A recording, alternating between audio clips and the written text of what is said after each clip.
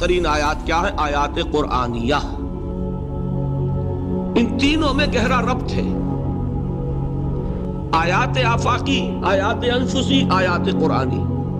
ان میں تدبر کے ذریعے، غور و فکر کے ذریعے انسان ایمان حاصل کرے. یہ ٹاپ کا ایمان ہے، یہ انٹلیکچوئلز کا ایمان ہے، یہ صدیقین کا ایمان ہے. نمبر 2، ایک ایمان ہے عوام کے لیے، اس کے دو راستے ہیں.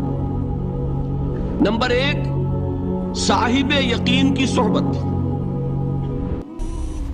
جس کے اندر یہ ایمان پیدا ہو چکا ہو، آپ اس کے قریب رہیے.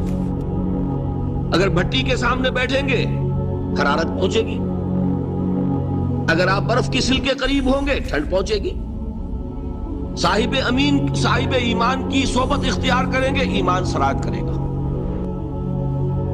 یہ ہے عوام کے لیے صحبت. کونوا مع الصادقین، ان کی صحبت اختیار کریں. تیسرا ذریعہ ہے جو ہمارے لیے خاص طور پر جو مسلمان پیدا ہوئے ہیں. اب ایک بچہ ہے 7 سال کا، آپ نے نماز پڑھنے کی عادت ڈال دی، پڑھ رہا ہے، اگرچہ غیر شعوری عمر سے شروع کر دیا اس نے. روزہ رکھتا ہے، 9 برس کا ہو گیا، روزہ رکھنا شروع کیا. یہ اعمال جو ہیں ان سے بھی ایک یقین پیدا ہوتا ہے. جیسے یقین سے عمل پیدا ہوتا ہے، ایسے ہی عمل سے بھی یقین پیدا ہوتا ہے. جب مداومت کرتے رہیں گے اس پر تو اس سے بھی ایک یقین کی کیفیت انسان میں پیدا ہو جاتی ہے. سورہ حجرات میں جو بحث آئی ہے اس کے آخر میں یہی ہے کہ اے نبی، یہ بدو جو دعوے دار ہیں ایمان کے، یہ آپ پر احسان دھر رہے ہیں. یمنون علیک ان اسلموا قل لا تمنوا علی اسلامکم بل اللہ یمن علیکم ان ہداکم للایمان ان کنتم صادقین. یہ آپ پر احسان دھر رہے ہیں کہ ایمان لے آیا. نبی ان سے کہیے مجھ پر اپنے ایمان کا کوئی احسان نہ دھرو، اپنے اسلام کا، بلکہ اللہ تم پر احسان دھرتا ہے کہ اس نے تمہیں ایمان کے راستے پر ڈال دیا ہے. جب اسلام پر آ گئے ہو تو عمل کرتے رہو گے. ان تطیعوا اللہ ورسولہ، اگر عمل کرتے رہو گے تو اس عمل کے ذریعے سے بھی تمہارے اندر ایمان پیدا ہو جائے گا. تو یہ 3 راستے ذہن میں رکھیے. جو عوام ہے، غور و فکر، سوچ بچار، اس کی صلاحیت نہیں یا مواقع نہیں، ان کے لیے یہ 2 راستے ہیں: یقین بذریعہ عمل اور یقین بذریعہ صحبت. یہاں سے اٹھا رہے ہیں لوگوں کو، بار بار یہیں آ جاتے ہیں. لیکن نا ان کو دقت ہوتی ہے. یہاں پہ کوئی صاحب پہلے سے روک دیا کرے نا، جو بعد میں گڑبڑ ہوتی ہے. تو ایک ایمان ہے انٹلیکچوئلز کا، صدیقین کا، جن کو قرآن کہتا ہے اولو الالباب الذین یعقلون. ان فی خلق السماوات والارض واختلاف اللیل والنہار لآیات لأولی الالباب. ہوش مندوں کے لیے، عقل مندوں کے لیے، غور و فکر کرنے والوں کے لیے، اصحاب دانش و بینش کے لیے ہماری کائنات میں ہماری نشانیاں ہیں. غور کرو اور ہمیں پہچانو. خود اپنے اندر جھانکو اور ہمیں پہچانو. اور ہماری آیات جو ہیں ہمارے کلام کی، اس کی آیات جو ہیں ان میں وہ ایمان رچا بسا ہوا ہے. ان پر غور کرو، غوطہ زنی کرو. قرآن میں ہو غوطہ زن ہے مرد مسلمان. یہ ہے ٹاپ کا ایمان، یہ ہے اصل وہ ایمان کہ جو مطلوب ہے. اب باقی حضرات جو ہیں ان کے قریب رہیں گے، ایمان حاصل کر لیں گے، اور جو اعمال اللہ نے بتائے ہیں ان پر عمل کرتے رہیں گے، ایمان حاصل. اب دوسری بات کی طرف آئیے. نفاق سے کیسے بچا جائے، اس کے لیے بھی 3 عمل ہیں. یہ چیز اور 2 چیزیں تو وہ ہیں کہ جو سورہ منافقون ہی کے دوسرے رکوع میں بیان ہوئی. پریونشن کیسے ہوگی، بچو گے کیسے؟ دوام ذکر، اللہ کو یاد رکھو. یا ایھا الذین آمنوا لا تلہکم اموالکم ولا اولادکم عن ذکر اللہ ومن یفعل ذلک فاولئک هم الخاسرون. دل کو غفلت میں مت آنے دو.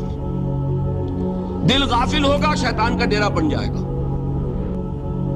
وہ دوام ذکر میں، البتہ یہ ذہن میں رکھیے کہ دوام ذکر کا ذریعہ کیا ہے، اس میں مغالتے ہیں لوگوں کو. جو سب سے بڑا ذکر ہے اس کو بھولے ہوئے ہیں، اور جو تیسرے چوتھے نمبر کا ذکر ہے اس کو سمجھ بیٹھے ہیں کہ بس یہی ذکر ہے. سب سے بڑا ذکر، مجسم ذکر قرآن ہے.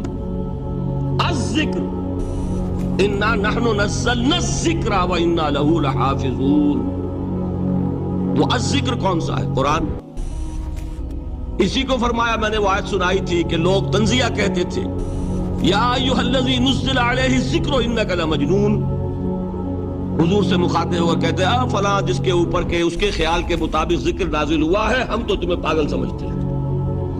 وہاں بھی لفظ کیا ہے؟ الذکر. تو معلوم کیا ہوا؟ انا انزلنا الیک الذکر لتبین للناس ما نزل الیہم. یہ الذکر ہے. تو اس سے بڑا ذکر کوئی نہیں. تلاوت قرآن، تدبر قرآن، غور و فکر قرآن کا، قرآن کو یاد کرنا. اس پر میرا کتاب چاہے مسلمانوں پر قرآن مجید کے حقوق، اب تو یہاں شاید کوئی کتاب موجود نہیں رہی ہے. بہرحال اگر آپ کو ضرورت ہوتی ہے پاکستان سے منگا لیتے ہیں ہر شے، پڑھیے انشاءاللہ آ جائے گی چیزیں. نمبر 2 ذکر کیا ہے؟ اقیم الصلاۃ لذکری. نماز کو قائم کرو میری یاد کے لیے. یہ ذریعہ ذکر میں وہ تو ہے ہی مجسم ذکر، اور یہ ذریعہ ذکر میں سب سے اہم ہے. یہ عملی ذکر بھی ہو رہا ہے اور قولی بھی ہو رہا ہے. سورہ فاتحہ پڑھی آپ نے، قرآن شریف کی کچھ آیات پڑھی، پھر رکوع کیا. یہ رکوع جو ہے یہ آپ کا عملی ذکر ہے کہ آپ نے اپنے وجود سے اللہ کی عظمت کو تسلیم کیا. پھر آپ سجدے میں گرے، یہ آپ کا عملی ذکر ہے کہ اپنے وجود سے آپ نے اللہ کی عظمت کو اور تسلیم کیا. تیسری چیز ہے مسنون دعائیں اور مسنون اذکار جو حضور سے ثابت ہے. ہمارے ہاں کیا ہو گیا؟ مجھے فلاں بزرگ نے یہ چیز بتائی ہے، وہ تو پڑھتے چلے جا رہے ہیں. نہ قرآن سے دلچسپی، نہ اذکار مسنونہ سے دلچسپی. ادعیہ معصورہ. آپ غور کریں گے کہ زندگی کے ہر عمل کے لیے حضور کی دعا موجود ہے. صبح اٹھے دعا ہے، آنکھ کھلتے بیت الخلاء میں داخل ہونے لگے دعا ہے، نکلے دعا ہے، وضو کرنے بیٹھے دعا ہے، فارغ ہوئے دعا ہے، مسجد کے لیے گھر سے نکلے دعا ہے، مسجد میں داخل ہوئے دعا ہے. مسجد میں تو ہے ہی ذکر، نماز ہے، تلاوت ہے. باہر نکلے دعا ہے، گھر میں داخل ہونے لگے پھر دعا ہے.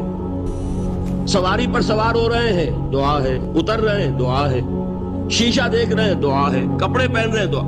زندگی کا کوئی عمل نہیں یہاں تک کہ جو تعلق زن و شو ہے، جس کو کہ خالص حیوانی بات سمجھا جائے گا، اس کے لیے بھی دعا ہے. غفلت میں وہ کام بھی نہیں کرتا. سمجھ رہے ہیں آپ؟ اب آپ غور کیجئے، اس میں کوئی اضافی وقت نہیں لگا، کوئی اضافی پوسچر اختیار نہیں کیا آپ نے، یوں بیٹھو، اس طرح بیٹھو، یوں کرو. کوئی آپ کا وقت اضافی نہیں لگا. جو کام کر رہے ہیں اور آپ اللہ کو یاد کر رہے ہیں، اور وہ اللہ کی یاد اس کام کی مناسبت سے ہے. ان عطیہ معصورہ سے 2 تعلق جڑ گئے انسان کے. دعا کس سے کر رہے ہیں؟ اللہ سے. جڑا کہ نہیں؟ اور یہ الفاظ کس کے ہیں؟ محمد رسول اللہ کے. تو آپ کے 2 تعلق جڑ گئے. آپ اپنی جی سے گھڑ کر دعا مانگیں گے تو پہلا تعلق تو ہو جائے گا، دوسرا نہیں ہوگا. بہتر سے بہتر دعا مانگ لیں آپ.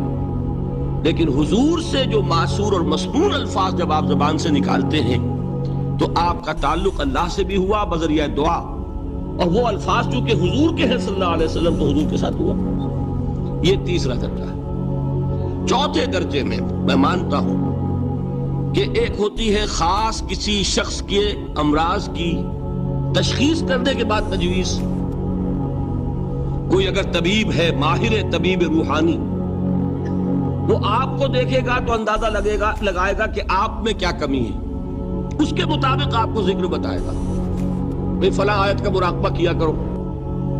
کسی میں بزدلی ہوتی ہے، کسی میں مال کی محبت زیادہ ہوتی ہے، کسی میں توکل کی کمی ہے، کسی میں شہرت کی خواہش ہے، نمایاں ہونے کا جذبہ ہے، کسی میں تکبر ہے. سب کا ایک سا برس تو نہیں ہوتا نا. تو یہ در حقیقت اندھے کی لاٹھی سے نہیں چلنے والی بات. یہ تو ماہر کی کا کام ہے کہ وہ تجویز کرے کہ تمہارے لیے خاص طور پر ذکر ہے. در حقیقت ہمارے جو یہ سلسلے تھے سلوک کے، یہ بڑے ماہر ہوتے تھے. یہ لوگ بڑے ماہر اطباء تھے. یہ جو علم نفسیات ہے اس کے ہمارے صوفیاء سے بڑھ کر کبھی کوئی عالم گزرا ہی نہیں دنیا میں. فرائڈ کیا ہے اور ایڈلر کیا ہے اور یونگ کیا ہے بچے ہیں. ہمارے صوفیاء کرام نے جس طرح انسان کی نفسیات کو سمجھا اور وہ ان کی مناسبت سے تجویز کرتے تھے. لیکن اس کو رکھا جائے گا چوتھے نمبر پر.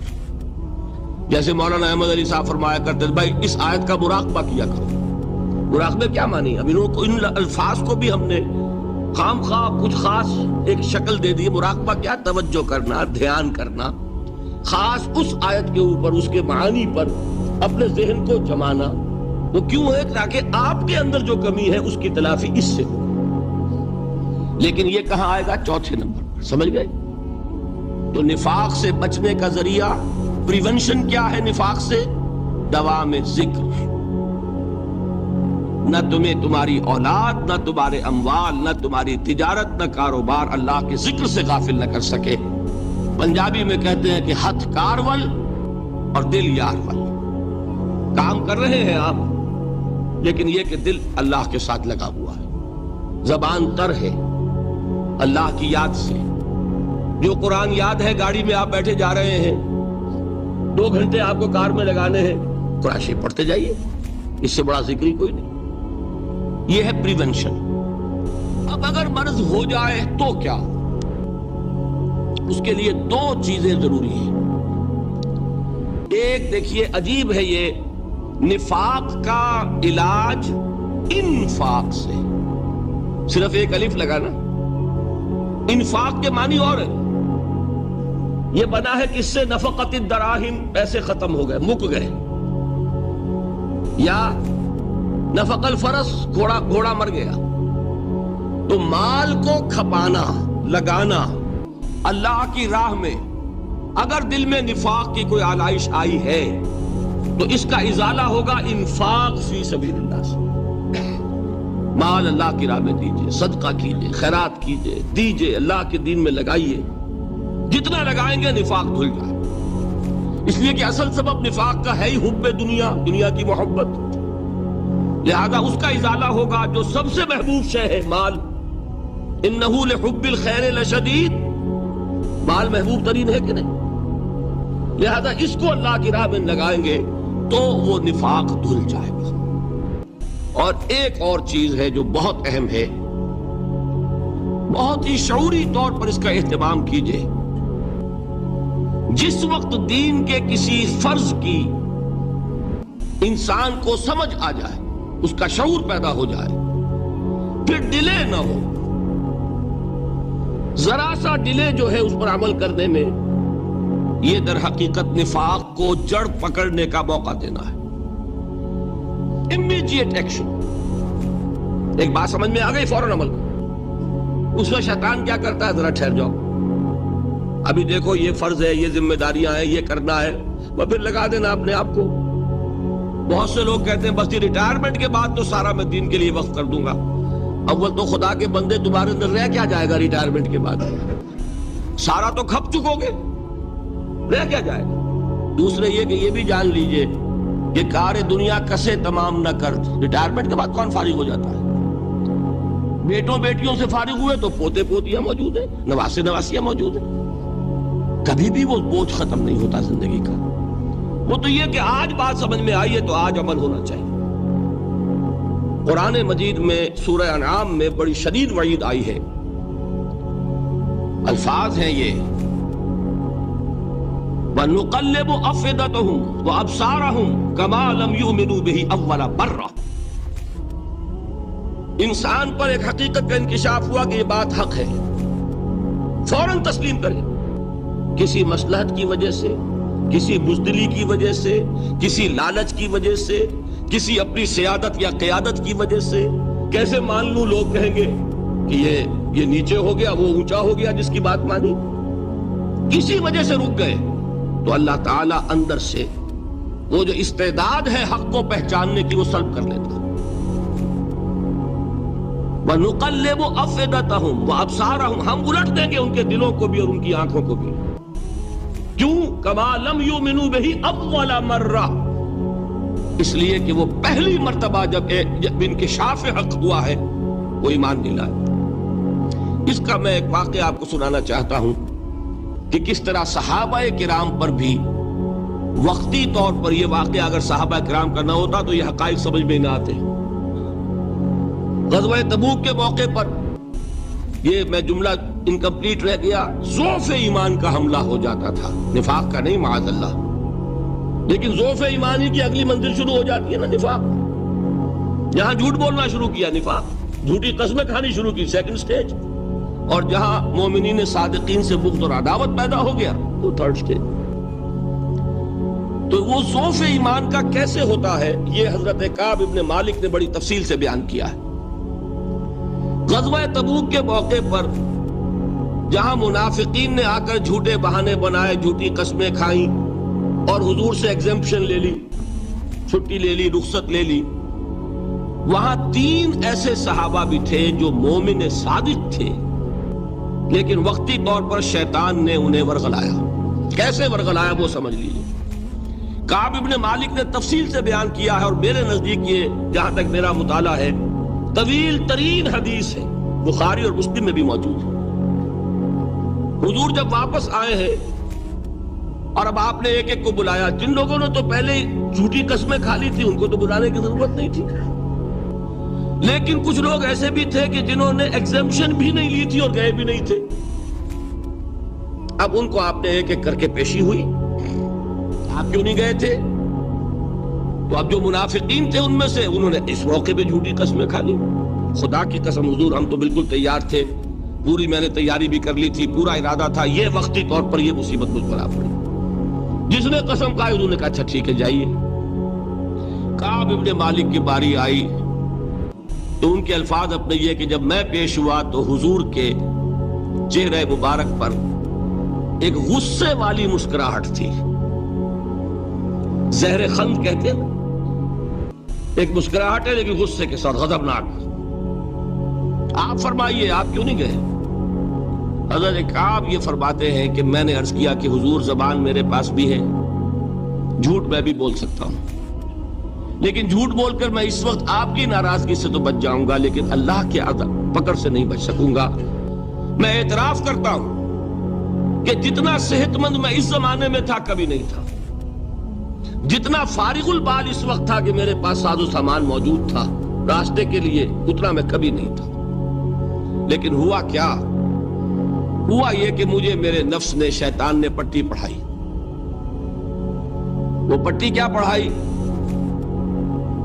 کہ حضور تو 30,000 کے لشکر کے ساتھ چلیں گے تو لشکر تو سلولی موو کرے گا نا، تمہارے پاس بڑی تگڑی، بڑی توانا صحت مند اونٹنی ہے، تم ذرا 2 دن بعد چلنا تیزی کے ساتھ اور حضور سے مل جانا، بس یہ تاخیر کارواں.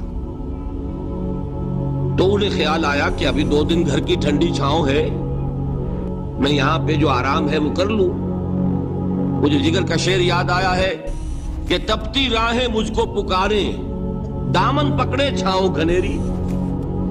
ایک طرف فرض کی پکار ہے، اس میں تو ظاہر بات ہے کہ وہ تپتی راہیں ہیں. لا تنفروا فی الحر سنا چکا ہوا آیت. یہاں گھر میں، نخلستان میں، کھجوروں کی چھاؤں میں، اہل و عیال میں یہ ٹھنڈی چھاؤں جو ہے یہ پکڑ رہی ہے. بھائی 2 دن ٹھہر کے چلے جانا، ٹھیک ہے، کوئی نیت میں خرابی نہیں ہے نا. اس کے بعد پھر جب ابھی 2 دن اور ٹھہر جاؤ، یہ تو بڑا لمبا سفر ہے، ذرا تیز اور دوڑ لینا. تو فرماتے ہیں کہ حضور میں اسی طریقے سے تاخیر و تعویق میں پڑا رہا، یہاں تک کہ ایک روز اچانک مجھ پر یہ چیز منکشف ہوئی کہ تو میں چاہے کتنا بھی تیز چل لوں میں آپ سے نہیں مل سکتا. میرے اعصاب ڈھیلے ہو گئے، اس طرح میں محروم رہ گیا. حضور نے بائیکاٹ کا حکم دیا صحابہ کو. 3 صحابہ تھے ایسے، 2 اور تھے جنہوں نے اسی طریقے سے اعتراف کیا. حضور نے حکم دے دیا کوئی ان سے گفتگو نہ کرے، سوشل بائیکاٹ. بڑی سخت سزا تھی جو دی گئی ہے، اس کی بڑی تفاصیل ہے. اللہ تعالیٰ شوق دے تو وہ حدیث پوری پڑھیے. میں نے تو 2 جمعوں میں ایک مرتبہ صرف اس ایک حدیث کو بیان کیا تھا. شاید کہیں کیسٹس ہوں میرے ہاں، ہمارے نمبر کوئی مجھے یاد نہیں ہے، لیکن یہ بڑی عجیب حدیث ہے. لیکن اس میں جو اصل سبق ہے وہ کیا ہے؟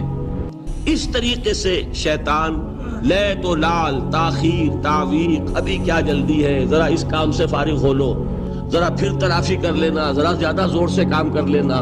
یہ وہ چیز ہے کہ جو وہ تو خیر صحابی تھے، بچ گئے. اگر وہاں جھوٹی قسم بھی کھا دیتے تو گئے تھے. یہ تو اتنا ہی ہے نا، مردی و نامردی قدم فاصلہ دارت. اس میں تو یہی ہے کہ ذرا ایک جھوٹی قسم کھا دیتے، جھوٹے بہانہ بنا دیتے تو اب ضعف ایمان نہ رہتا، وہ نفاق کی سرحد شروع ہو جاتی. وہ اللہ تعالیٰ نے ان کو بچایا. لیکن یہ کہ ہم کیسے بچیں گے اگر ہم نے یہ روش اختیار کی؟ لہذا 3 کام. دوام ذکر نمبر 1، اس کی میں شرح کر چکا ہوں. 4 اذکار یاد کر لیجئے گا ان کو، ورنہ کیا فائدہ. نمبر 2، انفاق فی سبیل اللہ، نفاق کا علاج انفاق سے. نمبر 3، یہ عادت اپنے اندر پیدا کیجئے شعوری طور پر کہ جب ایک حقیقت واضح ہو جائے فوراً اعتراف کہ ہاں بھائی بات ٹھیک ہے آپ نے. جب ایک فرض کا احساس ہو جائے فوراً اس کی ادائیگی کے لیے آغاز. تاخیر و تعویق ہے کہ جس سے پھر نفاق کو موقع ملتا ہے. اللہ تعالیٰ مجھے اور آپ کو حقیقی ایمان عطا فرمائے اور نفاق سے بچائے رکھے. اب آئیے حقیقت و اقسام شرک پر. دیکھیے، ہر شخص یہ جانتا ہے کہ اسلام دین توحید ہے. ایک لفظ میں اگر کہیں گے تو اسلام کا سب سے بڑا وصف، سب سے بڑی علامت توحید. وہ جو اقبال نے کہا کہ توحید کی امانت سینوں میں ہے ہمارے، آسان نہیں مٹانا نام و نشاں ہمارا. تو توحید ہے. توحید کی ضد ہے شرک. ٹھیک، اس سے میں ایک نتیجہ نکالتا ہوں. کوئی مسلمان جان بوجھ کر مشرک نہیں ہو سکتا. یہ میرا نتیجہ ہے. جان بوجھ کر مشرک نہیں ہو سکتا. وہ شرک میں مبتلا ہوگا تو ناسمجھی میں ہوگا، نادانی میں ہوگا، وہ اسے شرک نہیں سمجھے گا.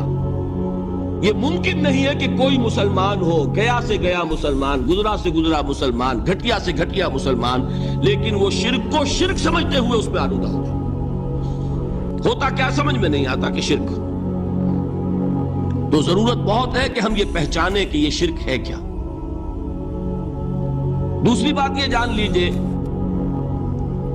ہمارے دین میں ناقابل عفو جرم کون سا ہے؟ 2 مرتبہ بیان فرمایا گیا سورہ نساء میں صرف. ان اللہ لا یغفر ان یشرک بہ ویغفر ما دون ذلک لمن یشاء. اللہ تعالیٰ اسے تو ہرگز نہیں بخشے گا کہ اس کے ساتھ شرک کیا جائے، ہاں اس سے کم تر جس کو چاہے گا معاف فرما دے گا. نوٹ کر لیجئے، اس کی بھی اندر بھی اوپن لائسنس نہیں ہے کہ بقیہ سارے گناہ لازماً معاف کر دے گا. یہ نہیں ہے. اس سے تو آپ میں جرت پیدا ہو جائے گی، باقی سب کیے جاؤ. یہ نہیں، جس کو چاہے گا بخش دے گا، لیکن امید ضرور دلا دی کہ شرک سے کم تر کوئی گناہ ہو تو اس کی بخشش کی بغیر توبہ کے. اللہ تعالیٰ نے امید دلائی. توبہ سے تو شرک بھی معاف ہو جائے گا. اس سے مراد کیا ہے؟ بغیر توبہ کے. اللہ تعالیٰ نے فرمایا کہ اور گناہوں کے بارے میں تو امید کی جا سکتی ہے، لیکن شرک کے بارے میں ہرگز نہیں. اہمیت واضح ہو گئی. مزید نمبر 3، اس شرک کی ہماگیریت کا عالم یہ ہے کہ سورہ یوسف کی آیہ مبارکہ ہے وَمَا يُؤْمِنُ أَكْثَرُهُمْ بِاللَّهِ إِلَّا وَهُمْ مُشْرِكُونَ. انسانوں کی اکثریت کا حال یہ ہے کہ وہ اللہ پر ایمان نہیں رکھتے مگر کسی نہ کسی قسم کے شرک کے ساتھ. یہ یونیورسلٹی ہے اس کی کہ اللہ کو بھی مان رہے ہیں لیکن کسی نوع کا شرک جو ہے وہ بھی لگا رکھا ہے. وَمَا يُؤْمِنُ أَكْثَرُهُمْ بِاللَّهِ. انسانوں کی اکثریت کا حال یہ ہے کہ وہ ایمان نہیں رکھتے اللہ پر، الا وہم مشرکون، مگر یہ کہ کوئی نہ کوئی شرک بھی کرتے ہیں. چوتھی بات یہ سمجھیے کہ شرک ہر دور میں بھیس بدل کر آتا ہے. یہ ضروری نہیں ہے کہ شرک کی جو قسمیں آج سے 200 برس پہلے تھی صرف وہی آج بھی رہے. ہو سکتا ہے کہ بالکل نئی شکلیں اس شرک نے اختیار کر لی۔ اس سے کیا نتیجہ نکلا کہ اگر اجتہادی بصیرت نہیں ہوگی تو ہو سکتا ہے کہ ایک شخص جو ہمارے سابق علماء نے لکھ دیا کہ یہ چیز شرک، یہ چیز شرک، یہ چیز شرک، یہ چیز شرک، آج سے 500 برس پہلے کا انسان بڑے سے بڑا عالم دین اپنے زمانے کے شرک کو پہچان کر تو لکھ سکتا ہے، اس سے تو آپ بچ رہے ہیں۔ امام ابن تیمیہ نے اس کو شرک قرار دیا، اس کو شرک قرار دیا، اس کو شرک قرار دیا، کوئی شخص ہے جو اس سے تو بچ گیا۔ امام صاحب کی دی ہوئی بصیرت سے اس نے ان جو اقسام ہے شرک کی ان کو پہچان لیا، لیکن یہ عین ممکن ہے کہ آج کے شرک کو وہ نہ پہچان رہا ہو۔ اپنی جگہ وہ سمجھ رہا ہو اپنے آپ کو بہت بڑا موحد، جبکہ اس دور کا جو شرک ہے اس میں ملوث ہو۔ اس کو میں نے کہا ہے کہ اس شرک کے بارے میں بڑی اجتہادی بصیرت کی ضرورت ہے۔ فارسی کا ایک شعر ہے، بڑا پیارا شعر ہے، بہر رنگے کے خواہی جامہ می پوش، من انداز قدت رامی شناسم۔ اپنے محبوب سے کہہ رہا ہے شاعر کہ تم جس طرح کا چاہو لبادہ اوڑھ لو، میں تمہیں تمہارے قد سے پہچان لوں گا۔ کتنا ہی چھپا لو اپنے آپ کو، کیسے ہی لباس بدل لو، بہر رنگے کے خواہی جامہ می پوش، من انداز قدت رامی شناسم، میں تمہارے قد سے تمہیں پہچان لوں۔ یہ اگر بصیرت نہ ہو کہ شرک کو اس کے قد سے پہچان سکیں آپ، اس کے لیے ضرورت ہے اصولوں کی۔ دیکھیے جس طرح الجبرا کے اصول ہوتے ہیں، فارمولا ہے، فارمولا ہاتھ میں آ گیا، مسئلے حل کرتے چلے جا رہے ہیں، آپ اپلائی کرنے کی دیر ہے فارمولے کے۔ اگر آپ نے صرف گنتی کر کے کسی زمانے کے شرک وہ تو سمجھ لیے، لیکن وہ بصیرت باطنی حاصل نہیں ہوئی، اجتہادی بصیرت، وہ اصول ہاتھ میں نہیں آئے کہ جس سے آپ پہچان سکیں، تو ہو سکتا ہے کہ اس دور کے شرک کو آپ نہ پہچان سکیں۔ اس کے لیے ضرورت ہے کہ اصل اصول ہاتھ میں آ جائیں تاکہ اصولوں کو اپلائی کریں۔ ایک بات مجھ سے اور سن لیجئے، میرا اپنا یہ تاثر ہے، ہمارے دین میں خیر، بھلائی، نیکی، چاہے وہ نظریے کی ہو، علم کی ہو، عقیدے کی ہو، عمل کی ہو، اخلاق کی ہو، وہ سب کیا ہے؟ وہ توحید ہی کے شجرہ طیبہ کی شاخیں ہیں۔ اور شر، برائی، گمراہی، خیالات کی ہو، نظریات کی ہو، علم کی ہو، عقیدے کی ہو، عمل کی ہو، اخلاق کی ہو، سب کے ڈانڈے شرک کے شجرہ خبیثہ سے ملتے ہیں۔ اس شجرہ خبیثہ کے برگوبار ہے جو بھی برائی ہے، عمل کی یا علم کی، اور اس شجرہ طیبہ کے برگوبار ہے جو بھی خوبی ہے، عمل کی یا عقیدے۔ یہ میرا تاثر ہے، اور جب تک اس انداز میں وہ آپ کو اندرونی رشتے ظاہر نہیں ہوں گے، آپ پر منکشف نہیں ہوں گے، وہ اجتہادی بصیرت جو ہے پیدا نہیں ہو سکے گی۔ اب آئیے ایک اور بات دیکھیے، شرک میں اور الحاد میں کیا فرق ہے، یہ بھی ہم نہیں سمجھتے۔ الحاد، مادہ پرستی، وہ کیا ہے؟ ایتھیزم، کسی بھی خدا کا انکار۔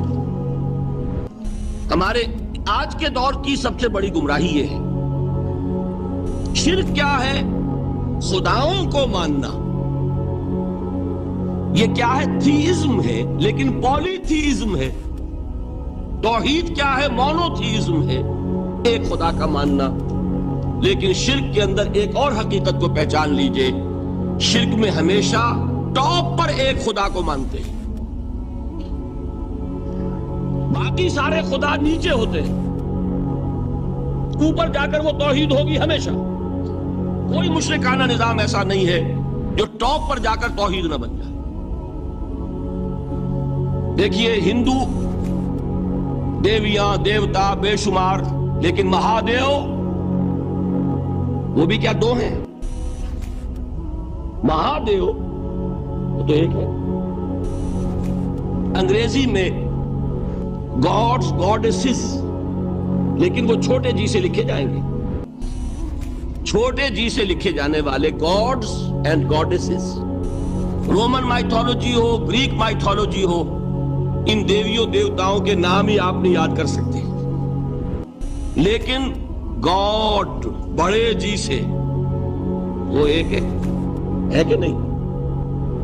ٹاپ پر جو ہے وہ ایک ہے، اس کو وہ بھی مانتے ہیں کہ اومنی پوٹنٹ، اومنیشنٹ، اومنی پریزنٹ، علی کل شیء قدیر، بکل شیء علیم، ہر جگہ موجود، وہ تو ایک ہی ہے، وہ تو کیپٹل جی سے لکھا جائے گا۔ باقی اس کے نیچے فوج ہے دیویوں کی، دیوتاؤں کی، خداؤں کی اور خدانیوں کی، وہ گاڈز اینڈ گاڈیسز ہیں۔ عرب میں کیا تھا؟ میں نے پہلے آپ کو وہ دو مثالیں دے دی ہیں، تیسری اور ایران کی لے لیجئے،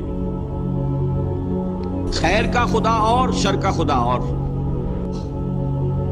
ایک یزداں ایک اہرمن، ٹھیک، سنویت ہو گئی نا، دو خداؤں کو مانا، لیکن وہی ہے جو خدائے خدائے گاں، خداؤں کا خدا، اس کو ایک ہی مانتے ہیں۔ یہی معاملہ عرب میں تھا، اللہ وہ ایک ہی تھا ان کے ہاں۔ قرآن میں آتا ہے ان سے پوچھئے وَلَئِن سَأَلْتَهُم مَّنْ خَلَقَ السَّمَاوَاتِ وَالْأَرْضَ لَيَقُولُنَّ اللَّهُ، جب ان سے کہا جاتا ہے کہ کس نے پیدا کیا آسمان اور زمین کو، یہ فوراً کہیں گے اللہ۔ فَأَنَّىٰ يُؤْفَكُونَ، تو یہ ماننے کے بعد کدھر جا رہے ہیں؟ وہ کیا کہتے تھے کہ وہ بڑا اللہ تو ایک ہی ہے، لیکن چھوٹے آلہہ ہیں۔ آلہہ اور اللہ میں وہی فرق ہے جو کیپٹل جی کا گاڈ اور چھوٹے جی سے گاڈز اینڈ گاڈیسز، وہی فرق ہے کہ جو مہادیو اور دیویوں اور دیوتاؤں میں ہے، وہی وہاں تھا اللہ، وہ ایک اور سپریم، سب سے بالا تر، اس سے اوپر کوئی نہیں، تخلیق میں اس کا کوئی ساجی نہیں، لیکن اس نے کچھ آلہہ ہیں جنہیں کچھ اختیارات تقسیم کیے ہوئے، کچھ اس کے لاڈلی ہستیاں ہیں جو سفارش کر سکتی ہیں۔ بس یہ شرک تھا مشرکین مکہ، بات سمجھ رہے ہیں؟ اس کا جائزہ لیں گے تو آپ کو، اور جو آج شرک کی اقسام میں بیان کروں گا اس کو ہاتھ میں لیں گے تو کسی موحد کا تلاش کرنا مشکل ہو جائے گا۔ ڈھونڈ اب ان کو چراغ رخ زیبا لے کر، آج جن کا نام مسلمان ہے ان کی اکثریت کسی نہ کسی نوع کے شرک میں مبتلا ہے۔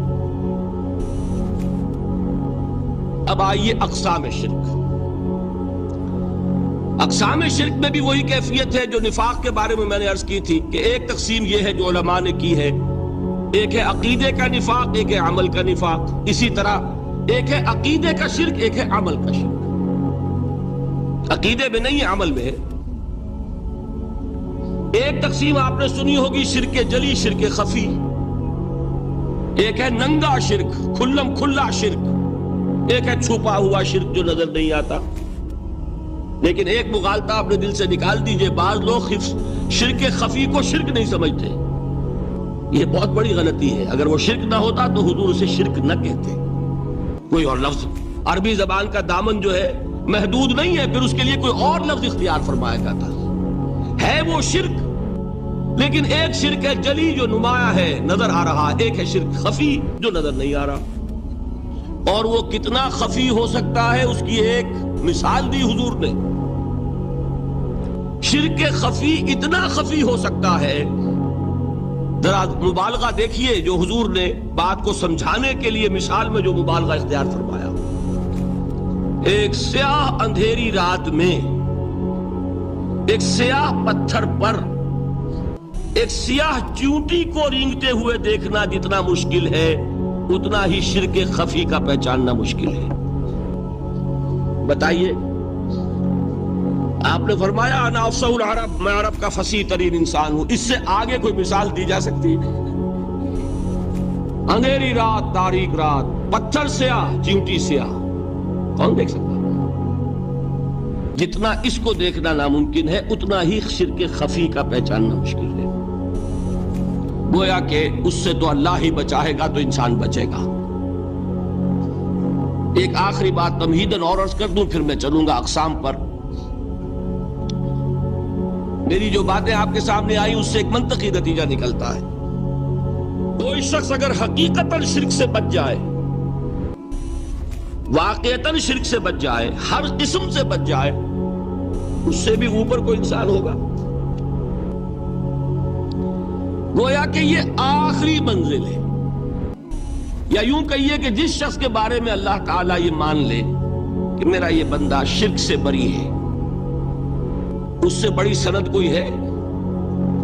دی ہائیسٹ ٹیسٹیمونیل، سب سے بڑی سند، سب سے بڑی تعریف جو بندے کی ہو سکتی ہے وہ کیا ہے؟ یہ مشرک نہیں۔ یہی وجہ ہے، دیکھیے آپ قرآن مجید میں حضرت ابراہیم کے ذکر میں دیکھیں گے، ابراہیم کا مقام کیا ہے؟ خلیل اللہ، ابو الانبیاء، امام الناس، تین نسبتیں ہیں، تینوں بڑی عظیم۔ اللہ کے ساتھ نسبت کیا ہے؟ خلیل، واتخذ اللہ ابراہیم خلیلا۔ ابو الانبیاء، کتنے نبی ہیں ان کی نسل میں؟ اسحاق اور اسماعیل سے چلیے، پھر یعقوب اور یوسف، اور پھر چلیے موسیٰ اور ہارون، اور پھر چلیے سارے انبیاء بنی اسرائیل کے، حضرت عیسیٰ، پھر یہاں تک کہ محمد الرسول اللہ کس کی اولاد ہے؟ ابراہیم کی، ابو الانبیاء۔ اور نمبر 3، انی جاعلک للناس اماما، امام الناس۔ اور قرآن میں جو سب سے بڑی سند انہیں دی جاتی ہے وہ کیا؟ وما کان من المشرکین۔ تو ابراہیم مشرکین میں سے نہیں تھے۔ معلوم ہوا کہ یہ سب سے بڑی سند ہے، سب سے بڑا سرٹیفکیٹ ہے، سب سے بڑا ٹیسٹیمونیل ہے جو اللہ کی طرف سے کسی کو مل جائے۔